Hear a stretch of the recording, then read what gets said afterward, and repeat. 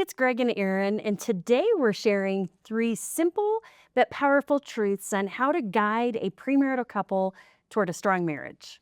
And hang with us because you don't want to miss tip number 3, because this is what we've learned that really helps a couple have a great marriage. Hey, and while we're here, don't forget to subscribe for weekly videos to help your marriage thrive in Christ. So, tip number 1, listen and celebrate first. One thing that we have to stop saying to newly engaged couples is marriage is the hardest thing you're ever going to do. Right? Because you hear this in a number of ways, like, oh, this is going to be so much work, or man, you're going to face some really, really tough challenges, which it's not that that's not true and not a reality. 1 Corinthians 7:28 says, for those who marry, you will face hard times. But it's when we say that to this brand new engaged couple. I remember being here at Focus on the Family, walked into a meeting, kind of waiting for it to start. 2 different people came in who just had gotten engaged to someone else. And so we're just sitting there, and I just asked them, I said, hey, what's the craziest thing you guys have heard now that you're engaged? What do people say to you? And it was literally this.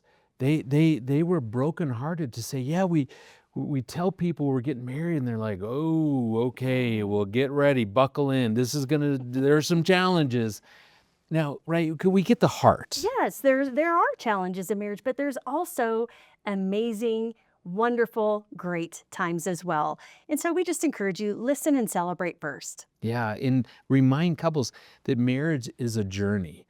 And the journey of marriage has both the good, the fun, the awesome. I mean, the way God created marriage, I mean, man, marriage helps heal the individuals. I mean, there's issues, right, that we brought into marriage that our marriage has helped us heal, that companionship and doing life together and traveling and having kids and laughing and just having so much fun. It is so amazing.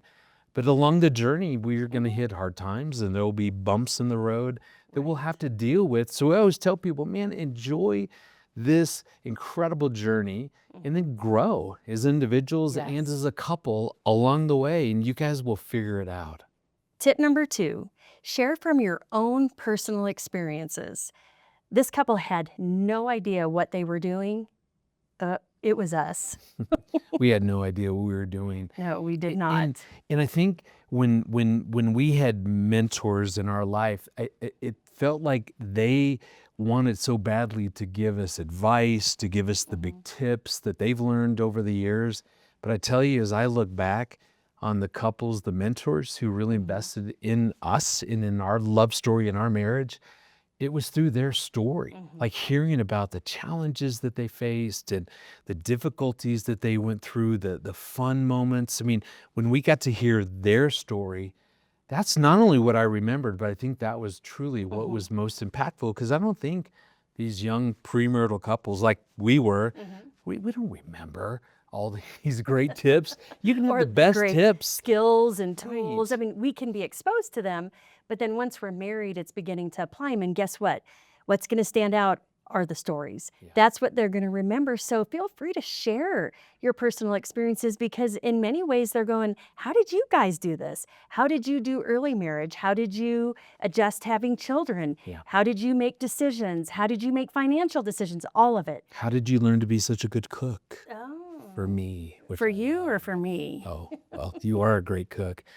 Because sharing your story, we always encourage people as they do this, that talk about the good. So again, like we were saying in tip number 1, that marriage is a great thing. God gave us this incredible gift. Let's celebrate this. Let's talk about the highs, the fun, the good, the best parts of the journey.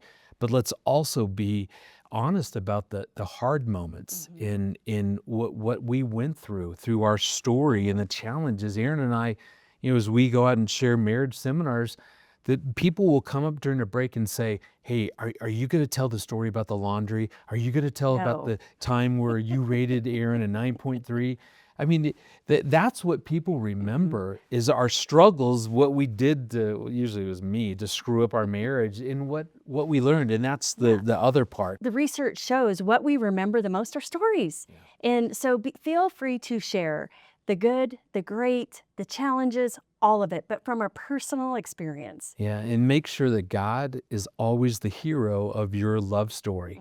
In other words, the turning points. So we this was fun, this was hard, but here's what God taught us. Here's how he showed up in the lesson that we learned. Here's how we're better because of what he did within our marriage. Maybe you're not sure where to begin. That's okay, because here at Focus on the Family, we have a great resource called Ready to Wed. It'll be linked below, but Ready to Wed has everything you're going to need from that young couple coming to you engaged, traveling through their engagement into building a strong marriage. So tip number 3, encourage unity, not perfection. Right, because this is the key to knowing if a couple is going to make it, and that's, are they willing to get help?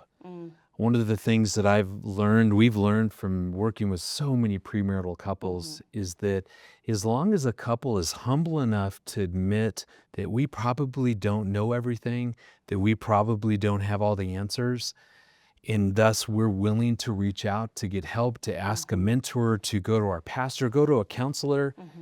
Because I think back to when we were getting married. I won't speak for you, but I was so confident. I was very arrogant.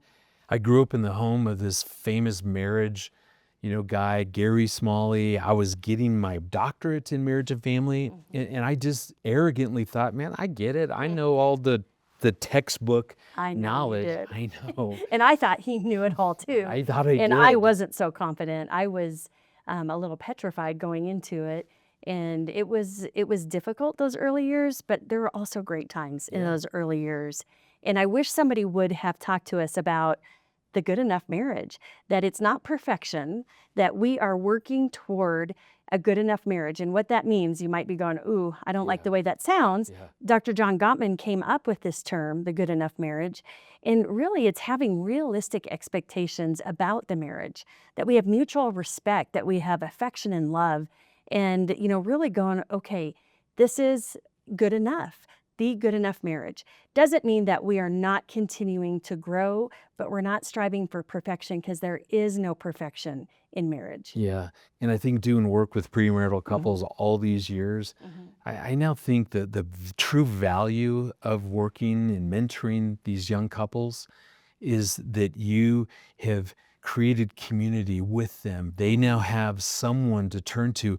Honestly, you guys, they're not going to remember all the tips and the tools. They'll remember the stories. Right, that you're going to give them. But I tell you what you've taught them is that actually reaching out and getting help is a good thing. You're going to give them the kind of experience where they go, man, that was fun. We enjoyed them. They were real. They were honest. Wait, now that we're having some problems, let's find them. Let's go back and re-engage. Yeah, and I know every spring when we teach premarital Ready to Wed at our church, it never fails. A year, 2 years, I will start getting phone calls or texts from some of the couples saying, hey, we need help. And it may not even be that it's us helping them. We might meet with them, but then we will send them off to a licensed Christian counselor. And so you don't, again, have to know it all. Again, you can share whatever they're struggling with. This is how we got through it. And just encourage them, pray for them, and then help them find resources. Yeah, because that's the true value of the work that you're going to do, is that you've taught them it's okay to reach out and get help, and they'll do that. Yes. So in summary, tip number 1, listen and celebrate with the couple first. Tip number 2, share from your own personal experiences. And tip number 3, encourage unity, not perfection. And obviously, Erin and I are passionate about working with premarital couples. Maybe you didn't notice that or not. And you know what? If you would like more information, maybe more ways to work and help that couple who are getting married, we'd love to know. So in the comment section, just tell us that you want more, and we'll do that next time in a video. And if you found this video helpful, go ahead and like it. And don't forget to subscribe for weekly videos to help your marriage thrive in Christ.